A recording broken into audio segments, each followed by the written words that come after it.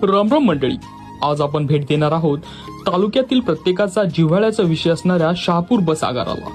पूर्वी तालुक्यातील 200 पेक्षाही जास्त गावखेड्यांना जोडणारा एकमेव साधन म्हणजे हे बस आगार। या आगाराने खेडेगावातून येणाऱ्या विद्यार्थ्यांचे नशीब घडवले आहेत। यामध्ये बरेच उच्च पदावर अधिकारी झाले, जिल्हा स्तरावरील नेतेही झाले, उद्योजकही झाले आणि त्यांनाही या गोष्टीची अजूनपर्यंत जाण आहे। म्हणूनच आजही हा बस आगार एकदम डौलाने उभा आहे।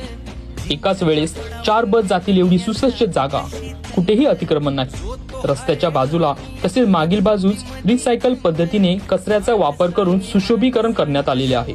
तेथून येणाऱ्या सुगंधामुळे जाणाऱ्या येणाऱ्यांचे मन अगदी प्रफुल्लित होऊन जातं। स्टँडच्या समोरच गार्डन बांधण्यात आलेलं आहे आणि त्यामध्ये सिनियर सिटीजनसाठी खास मुलायम अशा बेंचची सुविधाही करण्यात आलेली आहे।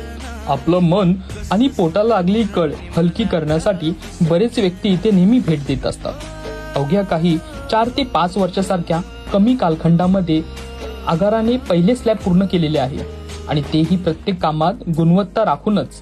पावसाळ्यात आगारामध्ये ठिकठिकाणी नैसर्गिक तळे साचलेले आढळतात आणि त्यामध्ये बरेच बेरोजगार वळगडीच्या स्वरूपामध्ये मासेमारी करून उदरनिर्वाह करत आहेत।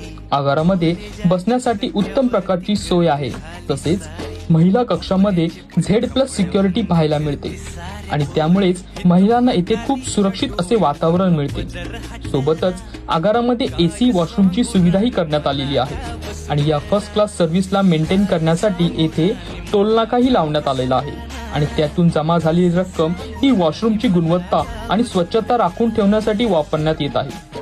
काही असो, आपल्या शहापूरची ओळख ही आपल्या बसस्थानकामुळे आणि तिचा हा विकास पाहून खरोखरच तालुक्यातील नेत्यांना, ठेकेदाराला आणि प्रशासनाला नक्कीच रात्री सुखाची झोप लागत असेल। चला तर मंडळी, पुन्हा भेट देऊ अशा शहापूरमधील काही दुसऱ्या प्रेक्षणीय स्थळांना। त्यामुळे फॉलो नक्की करून जा। Bye bye.